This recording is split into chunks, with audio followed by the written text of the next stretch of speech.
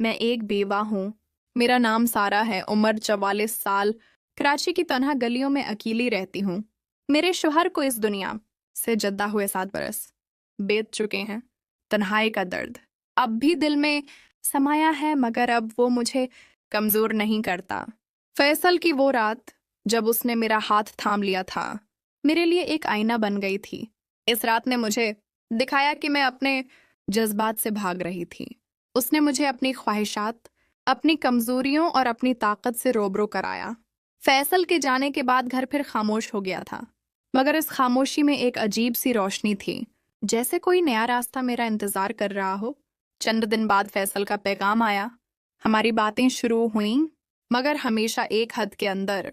उसने बताया कि उसने महोश से खुलकर बात की। उनके दरमियान गलत फहमियां थीं जो अब सुलझ रही हैं। वो अपने रिश्ते को मजबूत करने की कोशिश कर रहे हैं।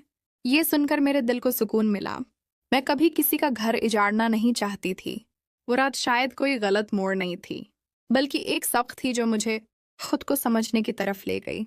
इस वाक़ये ने मुझे हिम्मत दी कि मैं अपनी जिंदगी को नए सिरे से शुरू करूं।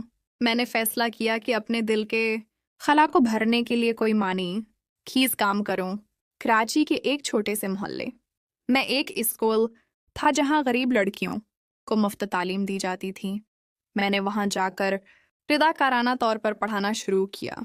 पहले दिन जब मैंने उन लड़कियों के चेहरों पर उम्मीद की चमक देखी, इनकी भोली भाली मुस्कुराहटें, तो मुझे लगा जैसे मेरा दिल फिर से धड़कने लगा हो। इन लड़कियों की कहानियां सुनकर, जिनमें से कुछ यतीम थीं, कुछ के वालिदैन गुर्बत की चुकी में पस रहे थे, मुझे अपनी तन्हाई छोटी लगने लगी। एक लड़की, आयशा, जो 12 साल की थी, हर रोज मुझे अपनी कॉपी पर लिखा हुआ कोई शायर दिखाती। उसकी आंखों में ख्वाब थे। वो डॉक्टर बनना चाहती थी। उसकी हिम्मत देखकर मुझे अपनी ताकत का एहसास हुआ। मैंने सोचा अगर ये बच्ची इतने दुख झील कर भी हार नहीं मानती तो मैं क्यों अपनी ख्वाहिशात को दबाकर जीवती रहूं।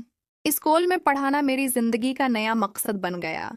हर रोज सुबह जब मैं तैयार होती, आईने में खुद को देखती तो एक नई सारा नजर आती, जो न सिर्फ जिंदा थी बल्कि दूसरों की जिंदगियों में रंग भर रही थी। फैसल के साथ मेरी बातें वक्त के साथ कम होती गईं। एक दिन उसका एक खत आया। उसने लिखा कि वे और महोश अभी एक दूसरे के ज्यादा करीब हैं। इनका रिश्ता मजबूत हो रहा है। उसने मेरी हिम्मत की तारीफ की और कहा कि मेरी वजह से उसे अपनी जिंदगी को बेहतर बनाने का हौसला मिला।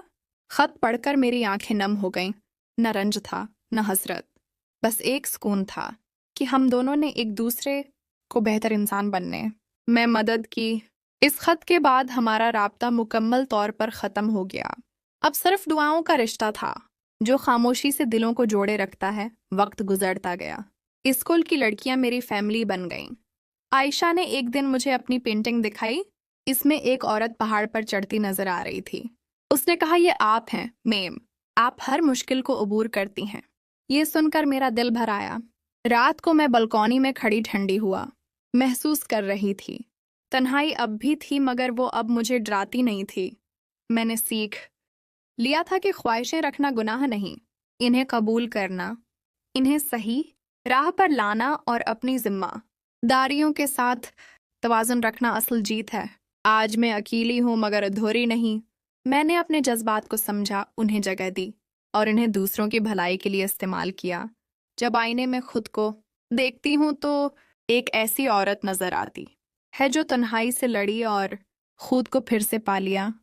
ये मेरी कहानी है, एक बीवा की कहानी जिसने अपने दिल की आवाज़ सुनी, अपनी ताकत को पहचाना और जिंदगी को दूसरों के लिए बामानी बनाया।